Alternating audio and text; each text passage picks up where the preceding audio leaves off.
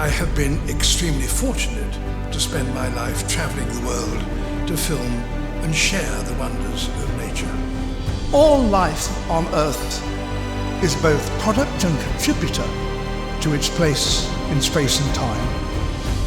From the delicate codependencies of bees and orchids, we are still only beginning to understand its interconnections. Nature once determined how we survive. Now we determine how nature survives. One of the things Darwin's work has taught us is that we break nature's connections at our peril. Yet, break them we do at ever greater speed. We are in the midst of the Earth's 6th mass extinction, as that which wiped out the dinosaurs.